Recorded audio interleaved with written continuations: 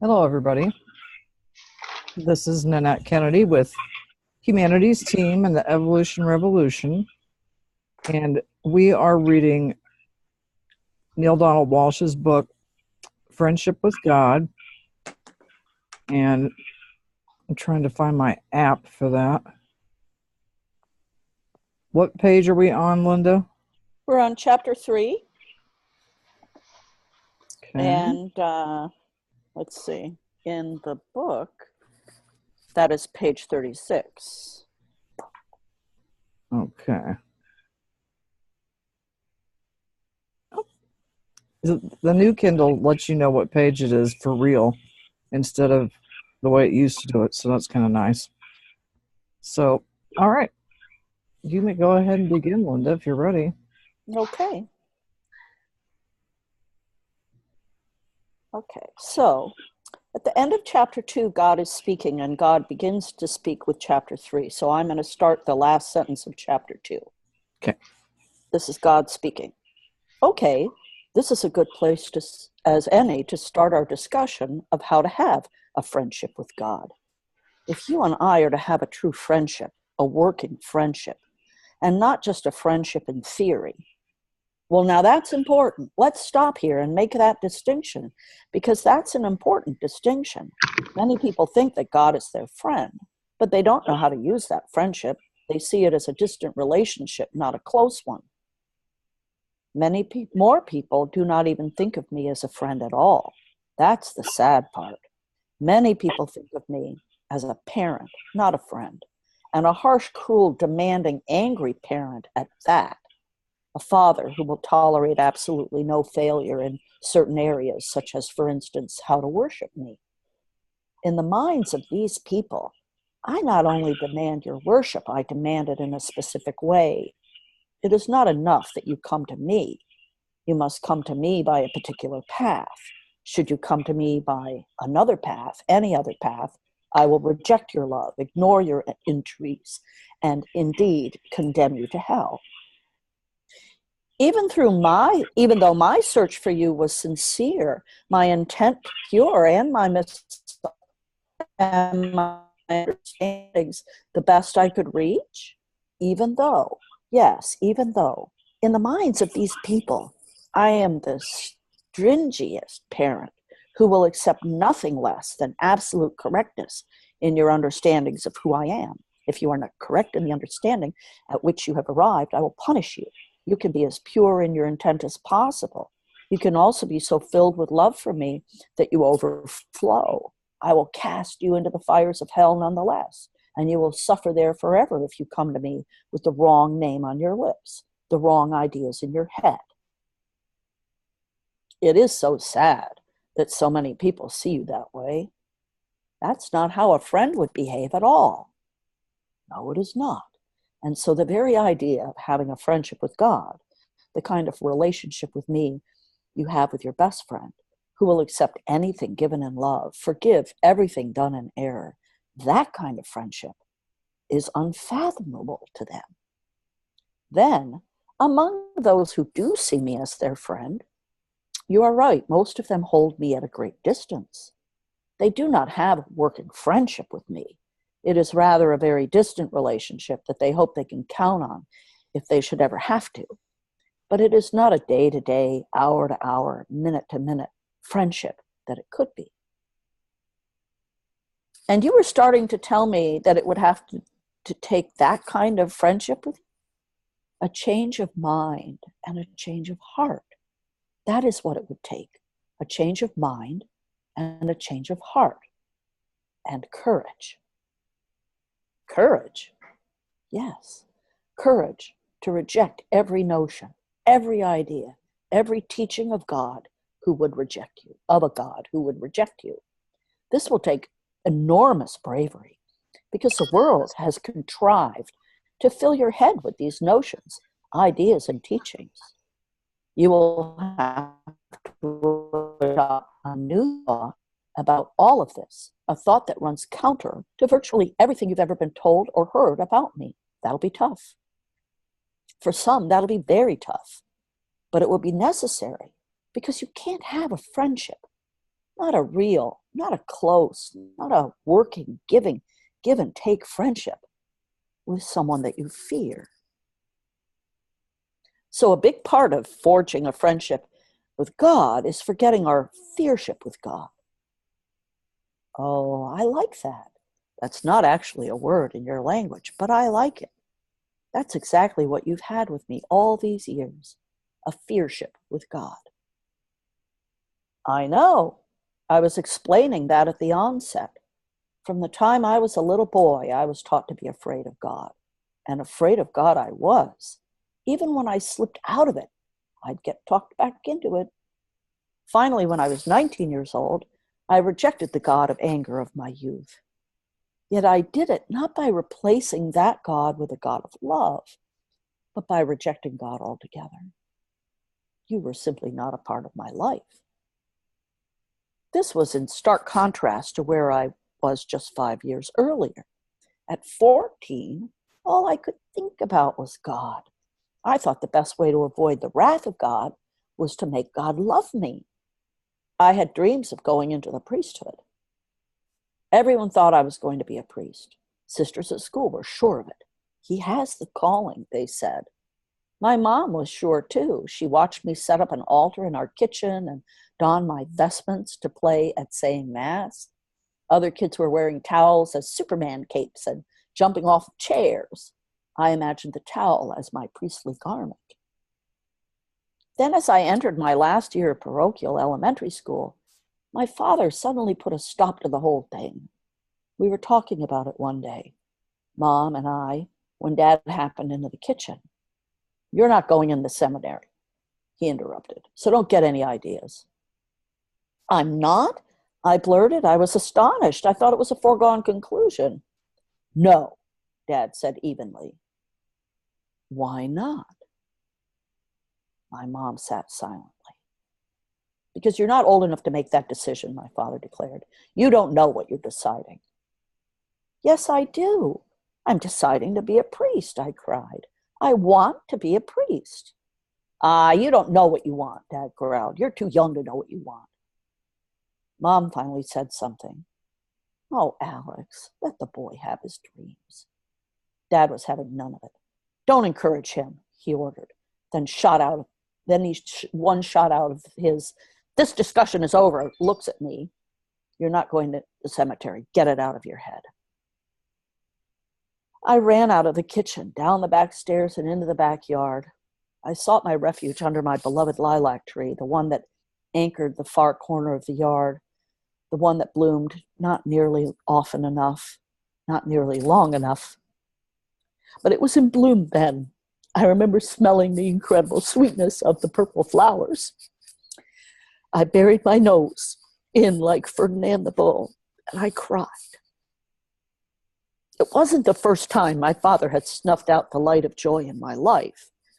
At one point, I thought I was going to be a pianist. I mean, a professional one like Liberace, my childhood idol.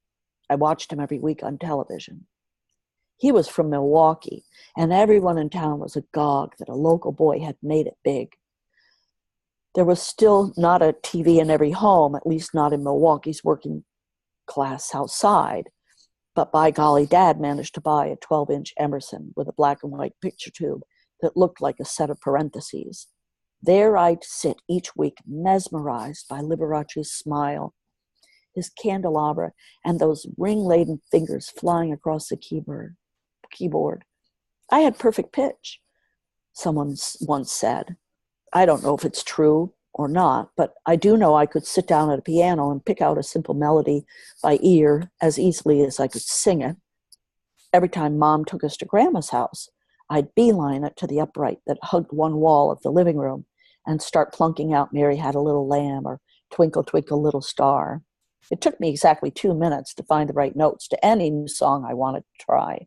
Then I'd play it over and over again, excited at the deepest part of my being with the music I could make.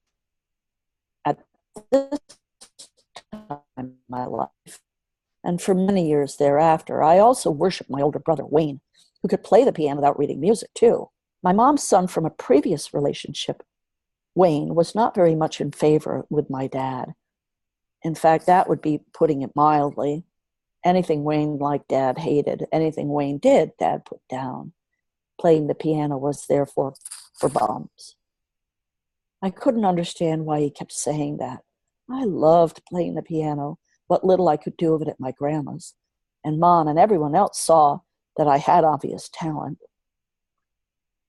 Then one day, Mom did something incredibly daring. She went out somewhere or called someone out of the classified or something and bought an old upright player piano.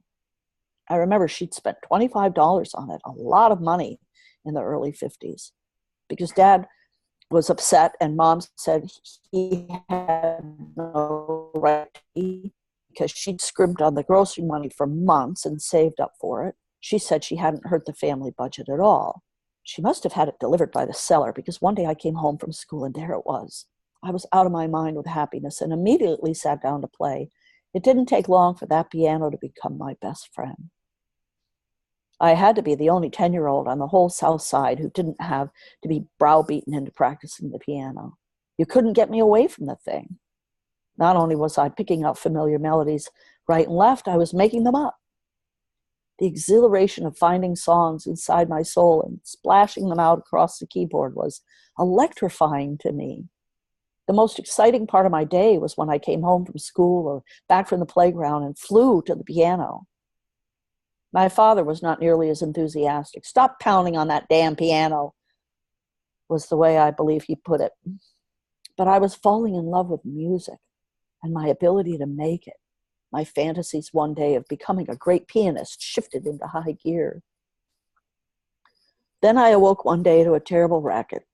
Jumping into my clothes, I scampered downstairs to see what the heck was going on. Dad was taking the piano apart. Not really taking it apart, tearing it apart. Banging on it from the inside with a sledgehammer, and then ripping it with a crowbar until the wood heaved and split into a terrible screech. I stood transfixed, utterly shocked, tears streaming down my cheeks. My brother saw me shaking with silent sobs and couldn't resist. "Neil is a crybaby." Dad turned from what he was doing. "Don't be an eepsy peepsy. It was taking up too much room in here. It was time to get rid of it."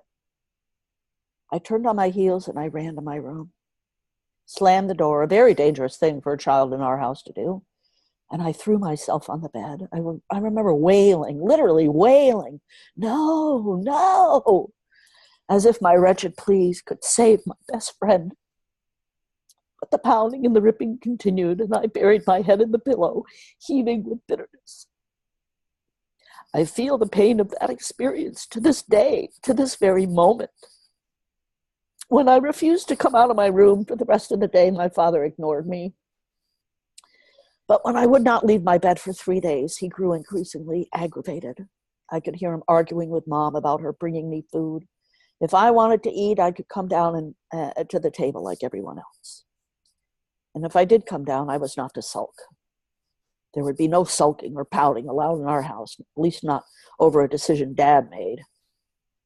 He considered such a display an open repudiation, and he would not put up with that. In our house, you not only accepted my father's domination, you accepted it with a smile.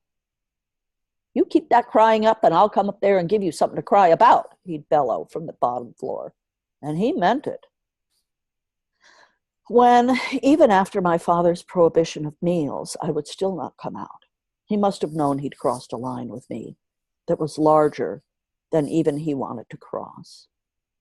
Dad was not, I should say here, a heartless man, just one very much used to getting his way. He was used to not being questioned and to not using any niceties in announcing and implementing his decisions. He grew up in an era when being the father meant being the boss, and he didn't suffer gladly any signs of disloyalty. It wasn't easy for him then to come to my room finally and actually knock on the door, an implied request for permission to enter. I could only guess that my mother must have worked on him pretty hard. "It's Dad," he announced, as if I didn't know. And as if he didn't know that I knew, I'd like to talk with you. It was as close as he would ever come in his life to an apology to me for anything. Okay, I managed, and he came in. We talked for a long time, him sitting on the side of the bed, me propped up against the headboard. It was one of the best talks I ever had with my dad. He said that while he knew I liked playing the piano, he hadn't realized it meant so much to me. He said that all he was trying to do was make space in the family room to put our couch along the wall, because we were getting some new furniture for the living room. Then he said something I'll never forget. We'll get you a new piano, a spinet, which will be small enough for you to have up here in your bedroom. I was so excited I could barely breathe. He said he'd start putting money aside and that I'd have the piano in no time. I hugged my dad long and hard. He understood me. It was going to be all right. I went downstairs for dinner. Weeks passed and nothing happened. I thought, oh, he's waiting for my birthday. September 10th arrived and there was no piano. I said nothing. I thought, he's waiting till Christmas. As December approached, I began holding my breath. The anticipation was almost unbearable. So was the incredible letdown when my spinet didn't arrive. More weeks went by, more months. I don't know when it was, actually, exactly, when I realized that my father was not going to keep his promise. I do know that it wasn't until I was 30 that I realized he probably never intended to. I had just made a promise to my oldest daughter that I knew I wasn't going to keep. It was to stop her from crying. It was to put her out of some childhood misery now that I can't remember.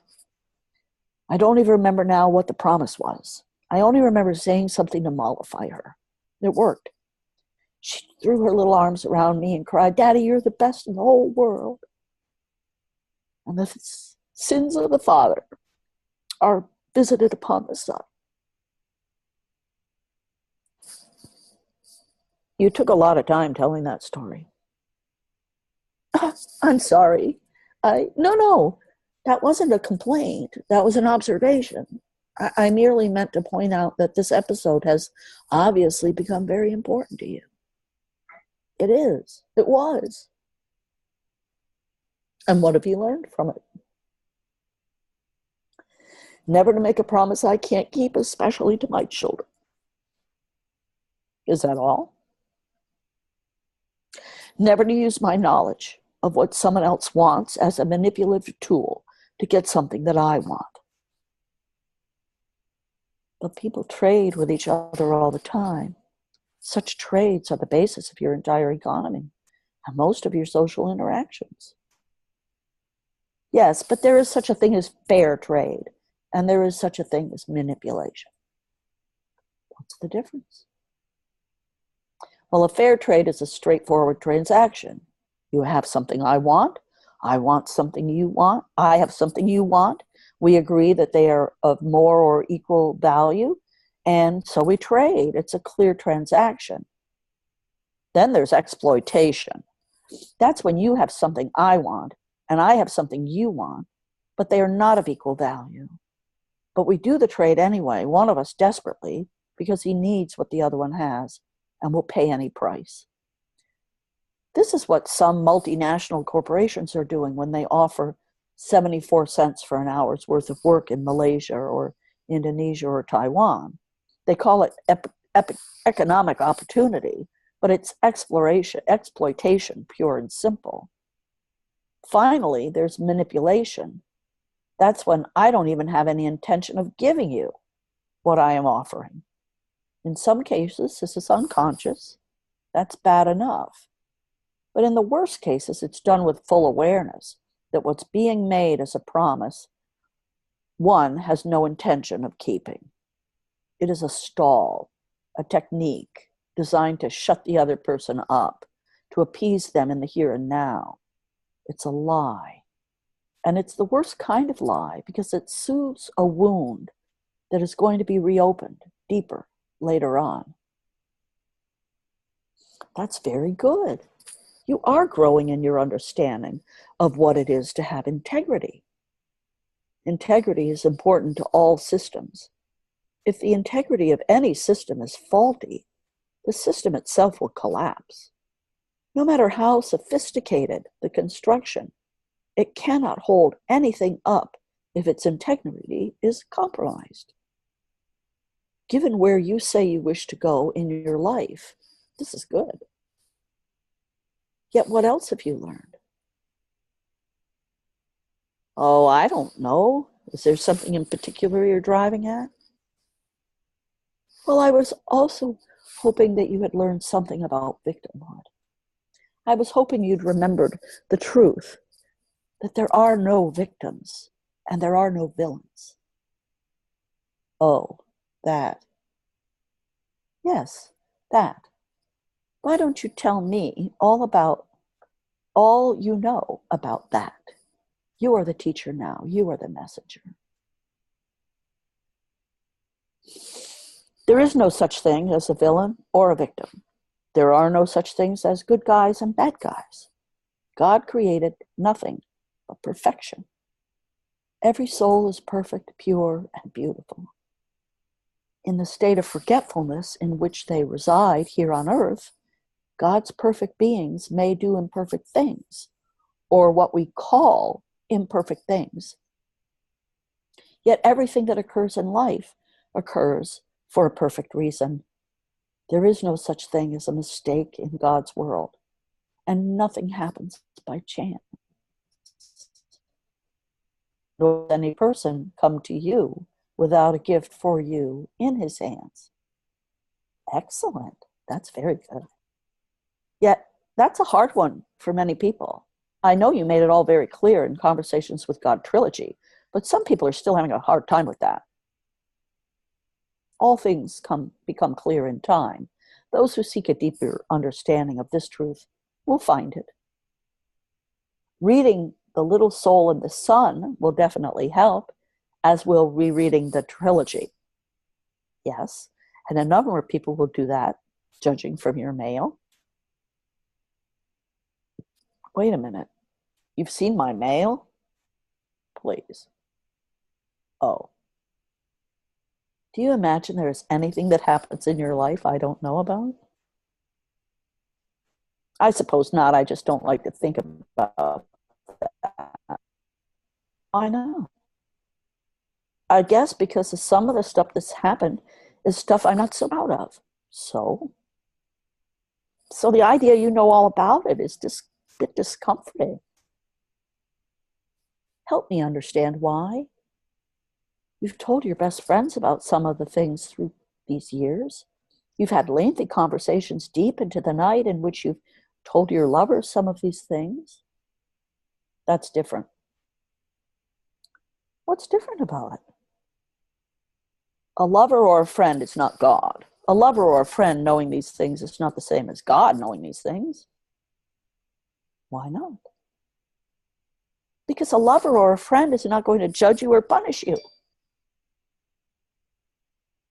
I'll tell you something you may not want to hear. Your lovers and friends have judged you and punished you through the years a lot more than I ever have. In fact, I never have. Well, no, not yet, but on Judgment Day, oh, here we go again. Okay, but tell it to me once more. I've got to keep hearing it. There is no such thing as Judgment Day. And no condemnation or punishment ever? None, except that which you inflict upon yourself. Still, the idea that you know everything I've ever said or done, you forgot everything you've ever thought. Okay, everything I've ever thought, said, or done. It's not comfortable for me. I wish it were. I know you do. That's what this book is about. How to have a friendship with God. I know. And I do think I have a friendship with you. I've felt that way for a long time now. It's just that... What? Just what? It's just that once in a while I revert to old patterns. And sometimes I have a hard time of thinking of you that way. I keep thinking of you as God. Well, good, because I am God.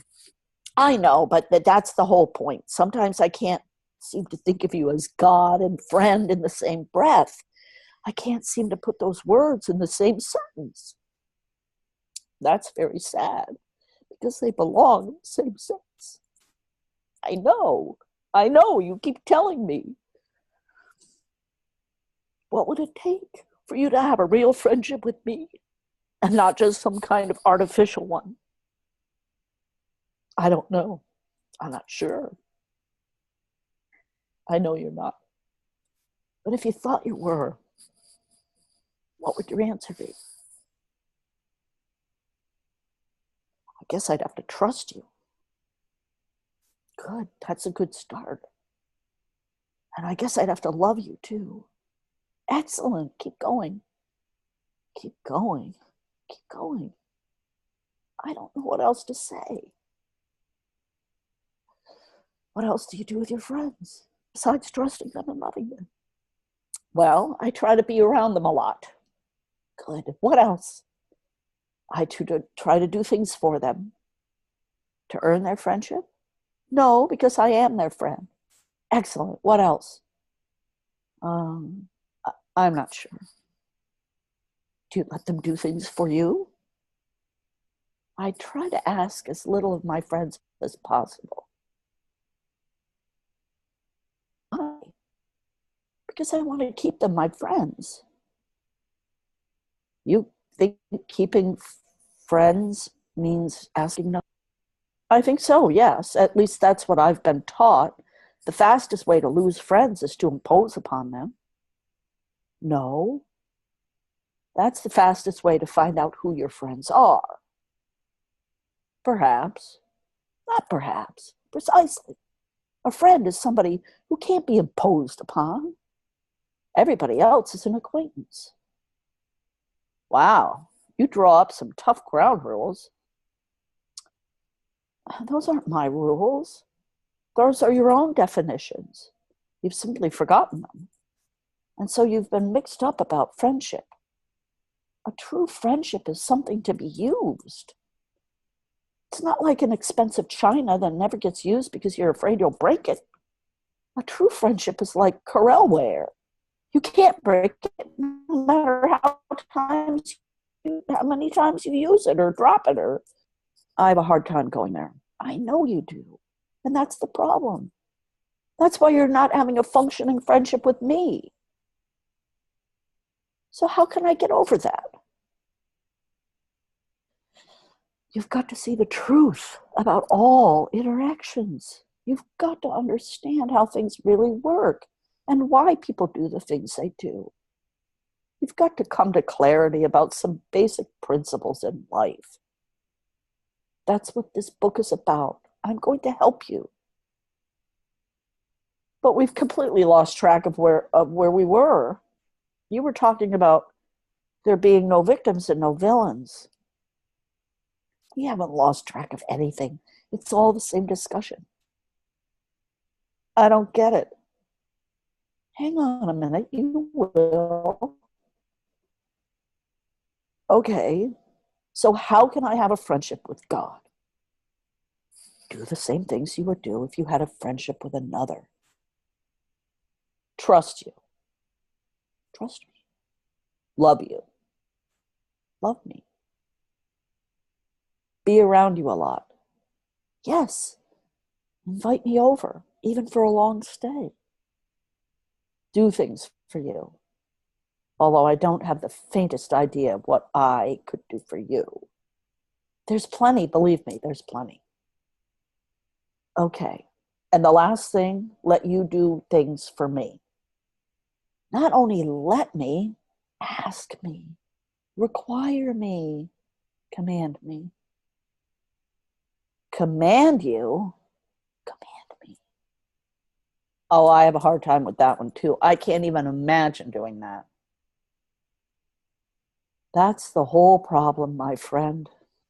That's the whole problem. Thank you, Linda. That was a very good chapter. Who'd like to start discussing whatever they'd like to discuss? Well, I just have to apologize. I cannot read the story about the piano without crying. That's a powerful story. I love it when you do that, Linda. It's so great. It's so much emotion when you read. I was like, she's cheering up. Oh, it's so great. Your crying is the best part of it, Linda. Really? Well, yeah, it's a grace because when I read it, I'm just in shock and I'm sad, but I can't cry. And that's what makes this book club so good is you're crying. It's so sincere and loving. I have no control over it. That's the best part. If it was fake, we'd all quit or fire you. You're the great actress, Linda. A character in our play.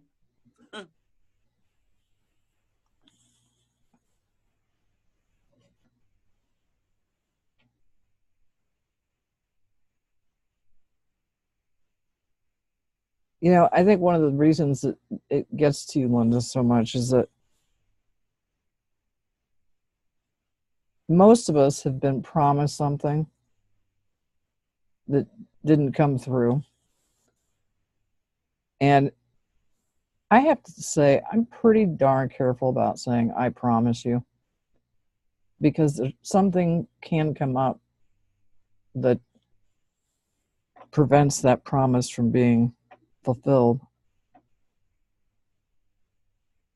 And you notice Neil's very quick to say, my father wasn't, I can't remember how exactly he said it, like a cold-hearted man or something.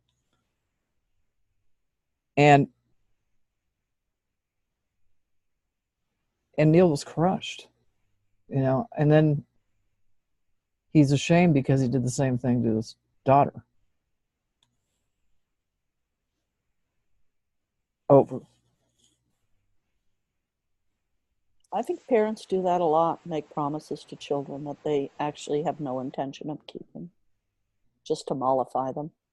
I think it's really problematic. Well, it certainly raises trust issues.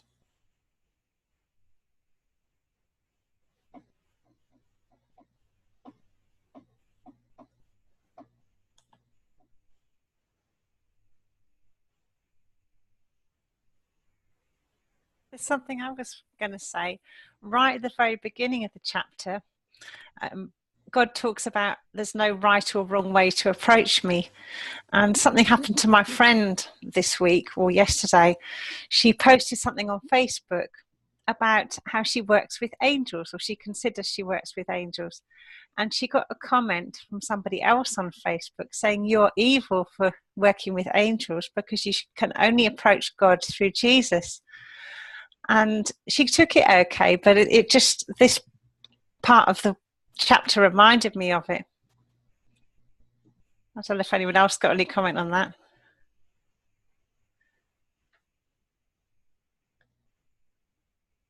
Well, we're just so steeped in separation consciousness that, that these concepts, I mean, there are going to be a lot of people, like God says, that they're not going to get it because they've been brainwashed into thinking that there's a good and a bad. It's a real shift in consciousness that's happening.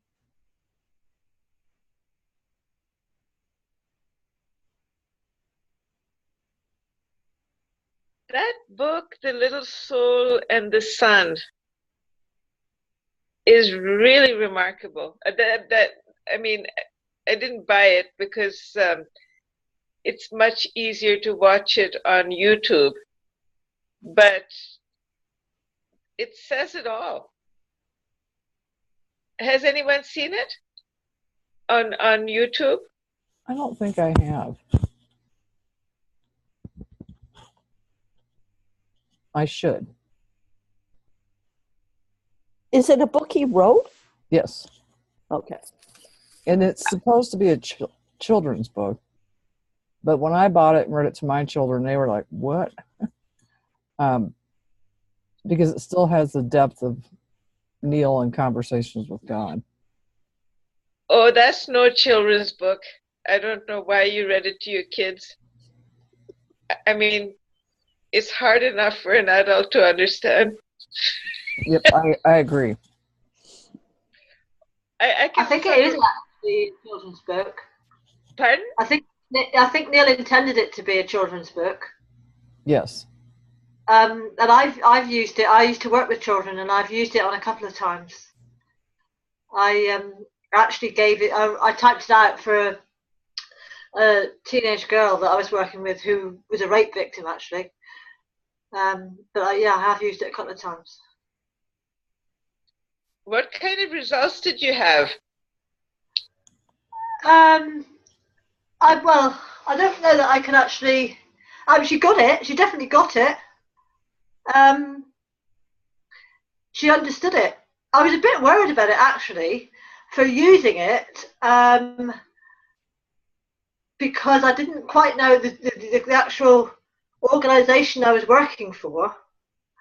I was a bit worried about how they might view it, but I don't think they actually knew I used it. But she did understand it, and I think it was useful to her. I'm so impressed that you were able to get through to her, because I don't know what else could possibly get through. The counseling process is a mind-centered thing. It's not quick. This is quick. What do you mean? What's quick? Oh, you mean the actual story? Yeah, Yes, yeah. Yes, it says it all there. It's there in 2 pages, or well, a bit more than 2 pages, I think. But yeah, it's all there. All there. In fact, I think I have seen it on YouTube, but I'm going to go and look at it again. Actually, I think I remember seeing it on YouTube. But...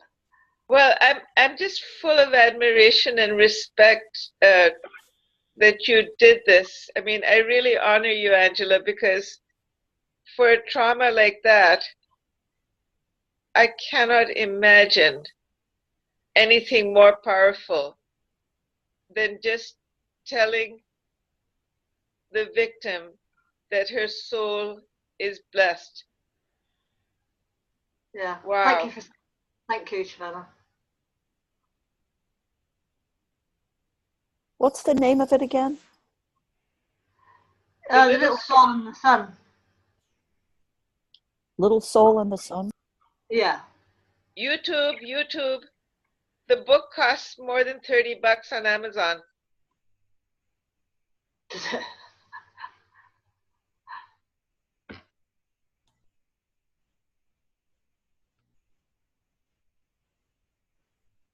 I want to make a comment back to what Sarah was talking about with her friend. Because I do not all the posting on the worldwide Facebook page for Humanities Team, but I do a lot of it.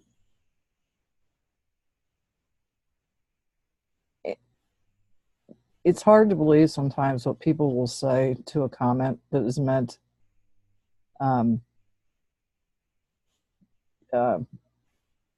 it's just, or a quote, and it's supposed to be an inspirational page. I mean, it's got some information about different things Humanities Team does, but you just can't believe, like, it'll be a quote from, let's say, Rumi, and Rumi will use the word man, and I'll get 6 or 7 women coming in and saying, what about women? So I've gotten to the point where I write the date that the person lived on the quote, or like your friend, you people are nut bags, nut jobs.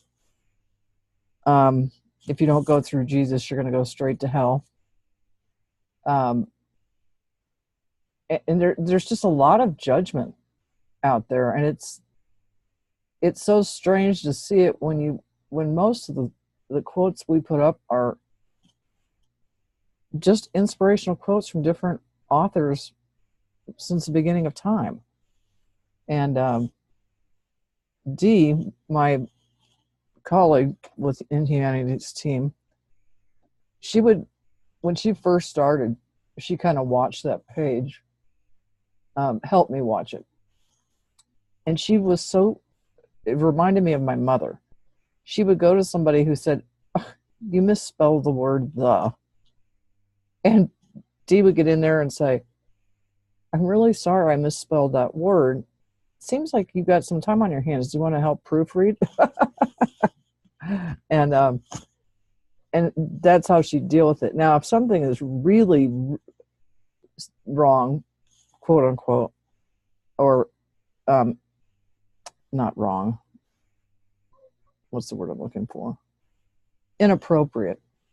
Just said that, inappropriate. Yep. I cancel out the comment, if it's just inappropriate or uncalled for. And I used to be so afraid of doing that, but not anymore.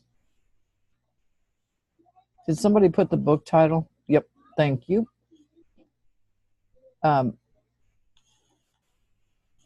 What else?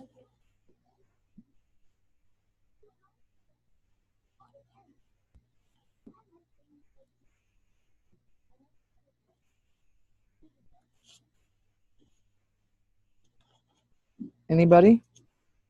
I just have a general question to the group, and then we can start the meditation. But my question is this: in light of the little soul and the sun, that obviously Neil's father was Neil's best friend because he saved him from a career like Liberace, and also saved him from, I mean, this is a joke, becoming a sexual molester like most priests, right? Like, I mean, he did him a favor because Neil's destiny was to do these books and to be unemployed and panhandling. You know what I mean? So my question to the group is just this, that if you were the 10-year-old Neil, how would you and your mother handle it? Or did they do it properly? Or, I mean, does anyone have any thoughts on it? I'm just curious, very interested actually.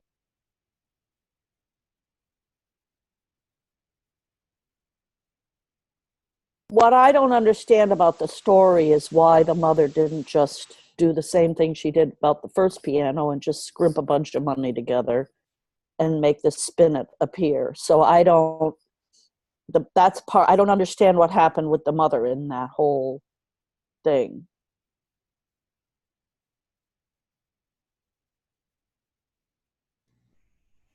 Well, what I do know is that Neil he writes about this in different books that he's written.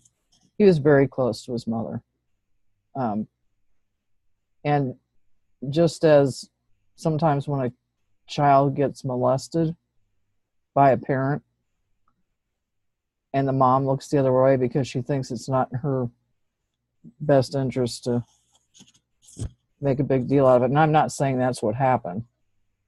But that's my thought. Over.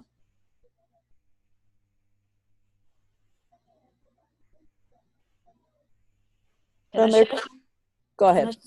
Can I share something about my listening? I haven't read this book, but I listen now. I read his books a long time ago, but I have a close friend, man, who was a very close friend to Neil Donald Welch. I'm in Sweden, and he's in Sweden. They were meditating. They were creating humanities team in Sweden many years ago. And he's raped by his father, so they had that in common. And I know how this man who is my friend, has overcome it by spiritual studies during a lot of years. And I have the experience as a mother a little bit, because my son, but he was 20 or 21, when we were with Sai Baba in India, where Sai Baba tried to molest him. He got out of it, but it was a shock, as he was our guru at that time. So we have been very close, and I put up with boys who were molested and supported them for a long time. So I can relate to it. It's also easy because we don't understand the mechanism. It's unbelievable because it's mostly in the male area, and we don't really grasp how the body works. So it's horrible that it's happening, but it is in a way to connect. I mean, friendship with God is the only way to come closer to this energy, to go deeper. I see that's the only way as a mother, and then I can stay there and be present. That's my experience. But I also love to hear this because I have a lot in common with him, as I was connecting to the divine in my way as a child. And I also played the piano, so it was the music and the divine connection that was my life. So thank you. But I just wanted to share that it's not so easy as a mother to be in that situation. But we, maybe it's some collective forgiveness in a deeper way that can uplift it to a way that it can heal, because so many are happening. It's happening to so many people. So just some considerations, some reflections. Thank you. Thank you. And I think my mind hops to this Me Too thing that's going on around all over the world, where women have been sexually harassed or raped, or I mean, it as a parent and as a daughter, because I've been sexually assaulted and raped, and my daughter was raped when she was 15, I think, at her workplace. And what you were saying, how do you pronounce your name? Can take yourself off mute. I can't hear you. Bima. Yeah. And to be in that place, and for me, it was being in that place with my daughter that I wanted to make it all go away. I just wanted to make it all go away. I knew she would have problems with it as she got older, because I had problems with it as I got older. And the first assault I had was rape, and I was 15. And I never even told my parents for years, because I grew up in that time where if you didn't wear your skirt so short, or if you didn't, do your hair a certain way, whatever it was. And it's interesting because I think with the Me Too movement with women, because there's also men, getting caught with their proverbial pants down with other men. I think it's going to take a long time before it doesn't happen as a rule. But I do think it's making some progress. Over. Okay, let me start the meditation. Okay. Is that all right? Yeah. Does anybody else have anything they want to add before she starts, Shabana starts? Okay.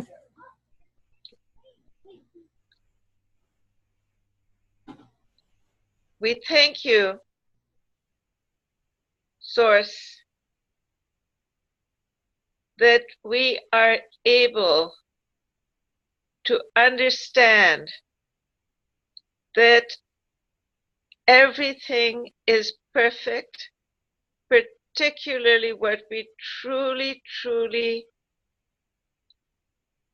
hate, what rubs us the wrong way, what violates us, what is considered a major trauma. You are the God of love. There is no accident. And here now, we thank you already for speeding up the absorption of the pain which in previous decades, centuries, years, and months has taken so long to process. Let our meditation here and now speed up the absorption, the gratitude, and the alchemy that these events, which are considered wrong and bad, let them be seen as the biggest blessings. Thank you for Neil sharing this story about the piano, and for Bhima sharing the story that Nanette has also experienced. Sexual violation is actually a huge launching pad for a true friendship with you. Amen.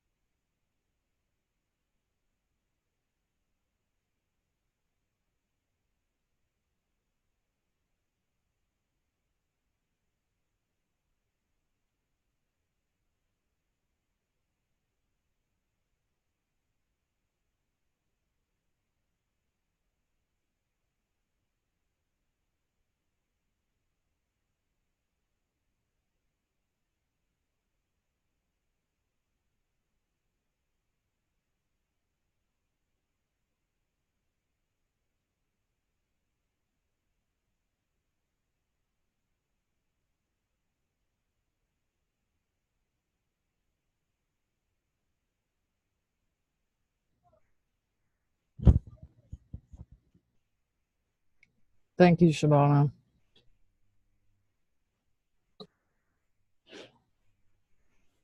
I will have to listen to it again because I had to get up twice to tell my granddaughter and her two buddies to please be quiet. But I heard most of it. It was very nice. And we appreciate you.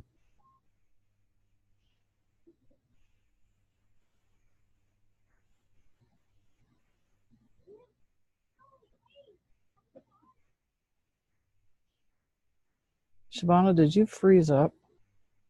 Oh no, you blinked. No, I'm just in a meditative state, darling. Okay. Well, you really, for a minute, it looked like you just froze, and I was like, oh no, we lost Shabana. Anybody have any closing thoughts they want to share? That was a powerful discussion in response to my question. I was just amazed at what you and Bhima shared. Thank you. It was really powerful. And I think it informed the meditation because I can feel the speeding up. Can anyone else feel it? The healing, the alchemy, can you feel it? Mm-hmm. Yeah, I mean, God knows we need it. Well, and this chapter we read today, the stress of being not stressed, how it is stressed that we become a friend with God and not just this God's out there in the stars and the clouds. And I wish they had one of those little watches where you could say how many times a day you paused and thought about God for 30 seconds or asked God for a favor. And I do ask God for a lot of favors. Oh, for heaven's sake, you know what? You were supposed to tell us the story about your last week. You were supposed to, oh, we missed it. I'll have to listen to the tape again to remember what it was I was going to tell. Well, it was about a book finding you. Oh, yes. Tell Remind it me to us next now week. real quick. Well, if you can stay on the phone, I'll just tell you really quickly. Okay, my dad died when I was a child, 8 years old, and I struggled with that event. And I've been to counselors and priests and, you know, anybody that would listen to help me not feel like I had this big chunk of me missing. And I went into a bookstore, and I swear to goodness gracious sakes alive, my friend that I was with was looking in the gardening section, and I was over there with her. Well, I don't garden because I don't like to get dirty. And in that gardening bookshelf, there was a book, and I can't remember the title of it right now, but it was so powerful. And I just opened it up, and it was like answering all these questions about how I could move forward with my life. It didn't mean I was ever going to forget my father. It didn't, you know, because I can't watch a film where a parent dies when the kids are young. But anyway, the chances of me going into this bookstore and have this book found me in a gardening section, and it had nothing to do with gardening. Although I guess spiritually you could call it gardening. But that was my story. And I'll see if I can find it, because it was out of print when I read it. And the counselor I was seeing at the time contacted the publisher and had them reprint a number of them so that they could use it for other people who lost parents when they were children. So, can I share something about that? Thank you. Sure. Can I say something? Yeah. I get so touched when I come into these situations where people tell things that I have been through. My father died when I was 14. He was sick from I was 12. And so I had to go through that myself, because no one talked to me about it.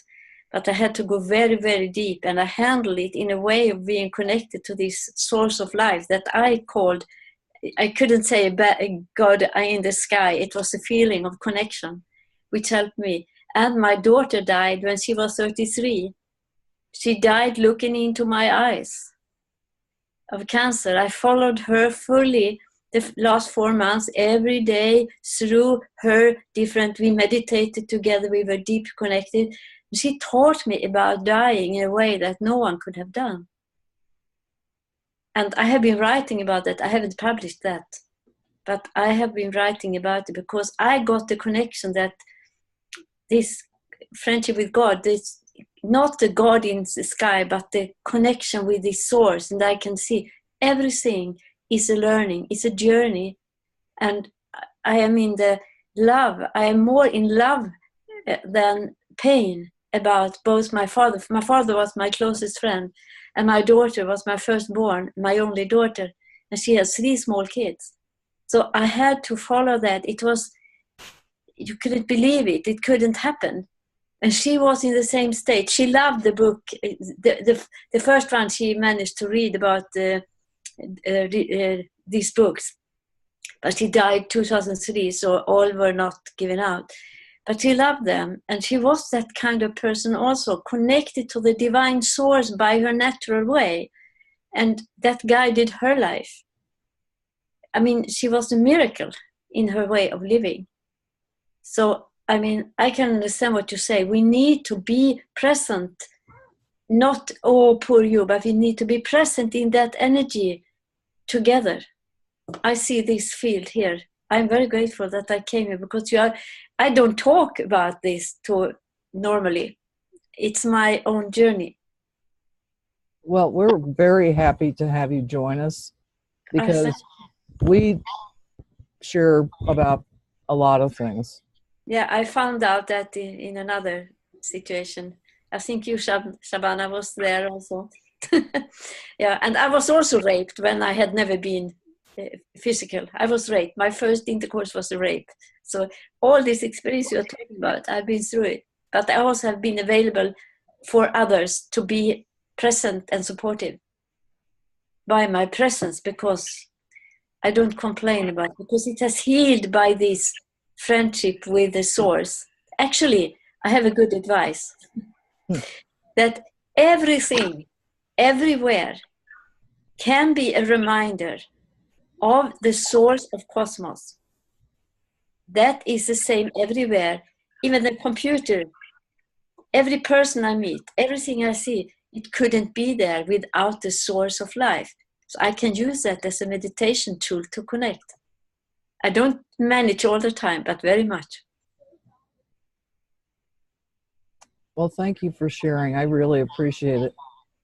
And this is why this group is so good. Sometimes we have a dozen people on here. Sometimes we only have 5 or 6. But it's a very wonderful, tight-knit group. I'm sure the others would agree. So. Absolutely, and thank you, Bima, for joining us. Yeah, thank you. I'm new into this, but it's fantastic. Yep. Welcome to the group, to the club. Thank you. Come back next week because I'm not going to be here. She's the comic. She's the comic. Although we can all have some funny moments. There's room for you tomorrow, next week, because I won't be here. I'm on my way to Victoria. Definitely showing up then. It's all in the way you show up. That's right. If you're Oh, not you know there, what? I need to talk to Linda because I'm not going to be here. It's my youngest granddaughter's first birthday. Oh. And it's right during this call. Oh. So I will get a hold of Linda and see if she can run the show. Oh, she's already gone? Yep. I just love you all, and I've really had fun today. Thank you. Thank Beautiful. you. All right. Bye. Bye-bye. Bye. Love you all. Bye. Love you too.